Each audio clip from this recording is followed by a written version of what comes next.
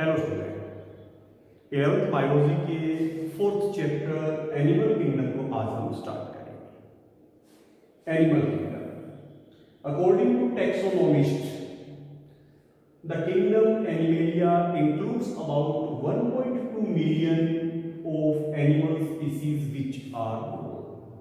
टैक्सोनोमिस्ट के according Animalia kingdom में known species के number about 1.2 million.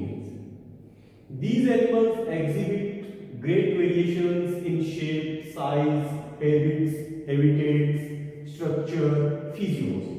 Hence, it is not possible to study these animals separately. जितने ज़्यादा numbers में हैं एनिमल्स और ये सभी animals shape, size, habit, habitat, structure, physiology में वेरिएशन शो करते हैं, तो ये पॉसिबल नहीं है कि कोई भी टैक्सोनोमिस्ट, कोई भी साइंटिस्ट इंडिविजुअली इन एनिमल्स की स्टडी कर सके। तो इसके लिए एनिमल्स को अलग अलग ग्रुप्स में क्लासिफाइड किया जाता है, उनके क्लासिफिकेशन की हमें जरूरत पड़ती है। तो इतने ज़्यादा नंबर्स में एनिमल्स है कि उनकी स्टडी करने के लिए, एक सिस्टमेटिक स्टडी करने के लिए उनका क्लासिफिकेशन किया जाता है, उनको अलग अलग सिमिलरिटी और डिसिमिलरिटी के बेसिस पे उनको डिफर ग्रुप्स में रखा जाता है। अभी एनिमल किंगडम के क्लासिफिकेशन के बेसिस क्या है, किन बेसिस पे हम एनिमल किंगडम को क्लासिफाई करते हैं? तो कुछ इंपॉर्टेंट बेसिस जिनके बेसिस पे हम इन एनिमल्स को, एनिमल किंगडम को क्लासिफाई करते हैं, वो है सेलुलर ऑर्गेनाइजेशन। किसी भी एनिमल्स की बॉडी का ऑर्गेनाइजेशन लेवल या ऑर्गेनाइजेशन ग्रेड क्या है,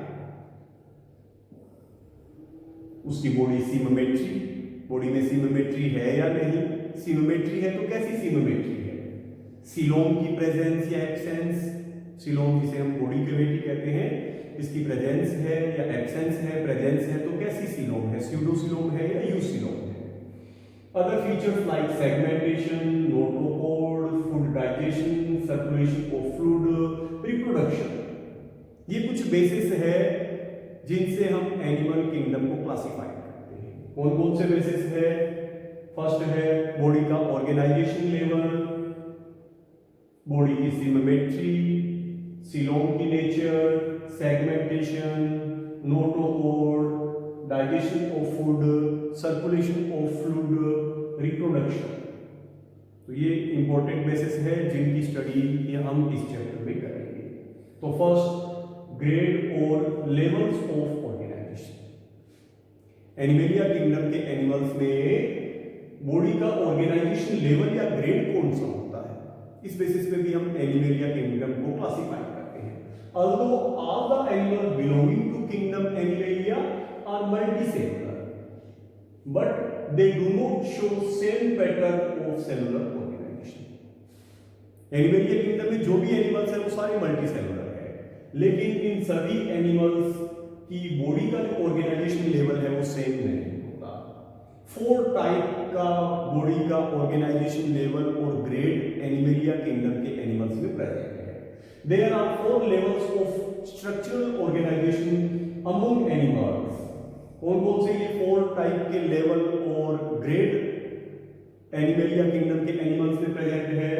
cellular level, organ level, cellular level, tissue level, organ level and organ system level.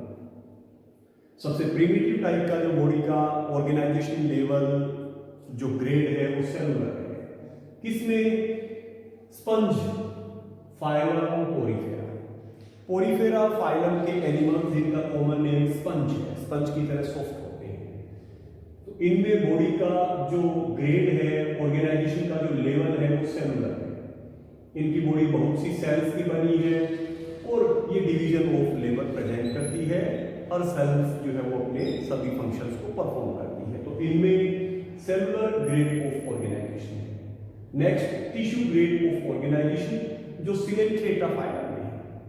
Coelenterata phylum के एनिमल्स जिन्हें हम सिलेंट्रेट्स कहते हैं, इनमें बॉडी का जो ऑर्गेनाइजेशन लेवल या ग्रेड है वो टिश्यू है।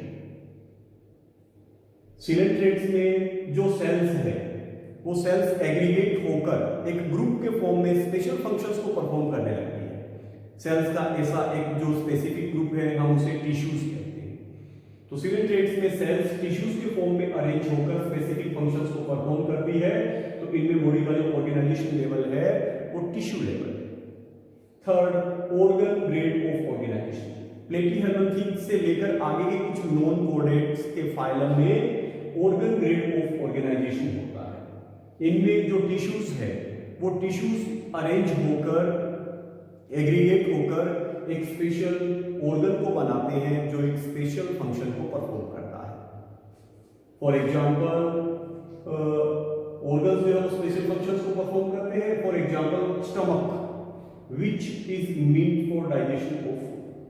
बहुत से टिश्यूज मिलकर स्टोमक ऑर्गन को बनाते हैं जो एनिमल की बॉडी में फूड के डाइजेशन। तो यहाँ पर जो टिश्यूज है वो एग्रीगेट होकर एक ग्रुप के फॉर्म में ऑर्गन को बनाते हैं और ये स्पेशल जो फंक्शन है वो यहाँ पर ऑर्गन परफॉर्म करता है।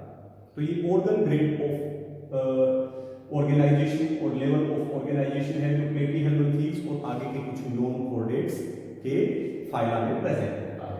Most advanced level of organisation और grade of organisation organ system grade of organisation. Annelid, arthropod, mollusc, echinoderms. Annelida, Arthropoda, Mollusca, Echinodermata ये नॉन कोर्डेटा के फाइला और कोर्डेटा। तो इन सभी फाइलम में 12 टाइप का ग्रेड और level of organisation organ system level of organisation present होता है। इनकी बॉडी में जो ऑर्गन्स है वो ऑर्गन्स मिलकर एक स्पेशल फंक्शंस को परफॉर्म करने के लिए एक सिस्टम बनाते हैं। तो रिलेटेड ऑर्गन्स यहाँ पर एक फंक्शंस परफॉर्म करने के लिए एक सिस्टम को बनाते हैं जिसे हम ऑर्गन सिस्टम कहते हैं। यहाँ पर जो डाइजेस्टिव ऑर्गन्स है, फूड का डाइजेशन करने वाले जो ऑर्गन्स है वो मिलकर डाइजेस्टिव सिस्टम बनाते हैं। रेस्पिरेशन में जो हेल्पफुल जो ऑर्गन है वो मिलकर रेस्पिरेटरी सिस्टम बनाते हैं। तो इस तरीके से यहाँ पर जो रिलेटेड ऑर्गन्स है वो मिलकर सिस्टम के फॉर्म में ऑर्गन सिस्टम के फॉर्म में अरेंज होते हैं। Various organs associate to perform a specific physiological function which is termed as organ system। यहाँ पर जो अलग अलग ऑर्गन्स है वो एक स्पेसिफिक फिजियोलॉजिकल फंक्शंस को परफॉर्म करने के लिए एक साथ एसोसिएट हो जाते हैं और ऑर्गन सिस्टम को बनाते हैं। For example digestive system, blood vascular system, reproductive system. Digestive system is meant to digest the food. ये फूड का क्या करता है? डाइजेशन करता है। इन प्लेटीहेल्मिन्थेस फाइलम के एनिमल्स को हम फ्लैट वर्म्स भी कहते हैं। Digestive system is incomplete. Platyhelminthes phylum के एनिमल्स में डाइजेस्टिव सिस्टम इनकम्प्लीट है। मींस इनके डाइजेस्टिव सिस्टम, इनकी एलिमेंट्री कैनाल में सिर्फ एक ही ओपनिंग होती है जिसे माउथ कहते हैं। ये माउथ के साथ साथ एनस का वर्क भी करता है। इसी एक अपर्चर, इसी एक ओपनिंग माउथ जिससे वो फूड को भी लेते हैं और एनस के फॉर्म में इसी अपर्चर से, इसी ओपनिंग से वो अनडाइजेस्टेड फूड को बाहर भी निकालते हैं। तो प्लेटीहेल्मिन्थेस फाइलम के एनिमल्स में ये जो एलिमेंट्री कैनाल है, जो डाइजेस्टिव सिस्टम है, अनकम्प्लीट है क्योंकि एलिमेंट्री कैनाल में सिर्फ एक ही ओपनिंग होगी जो माउथ और एनस दोनों कवर करेगी। अगर हम इससे हायर एनिमल्स की बात करें, एनेलिडा और ऊपर के जो हायर जो फाइलम है, इनमें जो एलिमेंट्री कैनाल है वो कंप्लीट है। मींस एलिमेंट्री कैनाल की दो ओपनिंग होगी, mouth and anus. Mouth opening से ये फूड को रिसीव करते हैं और जो अनडाइजेस्टेड फूड है उसे एनस अपर्चर के थ्रू ये बॉडी से बाहर इजेस्टेट करते हैं। तो इनमें एलिमेंट्री कैनाल जो है वो क्या है? कंप्लीट है। इसी तरीके से अगर हम एक ऑर्गन सिस्टम, ब्लड वेस्क्यूलर या सर्कुलेटरी सिस्टम की बात करें तो ये भी दो टाइप का होता है, open blood vascular system and closed blood vascular system. Open blood vascular system arthropoda phylum के एनिमल्स मींस आर्थ्रोपोड्स में प्रेजेंट होता है।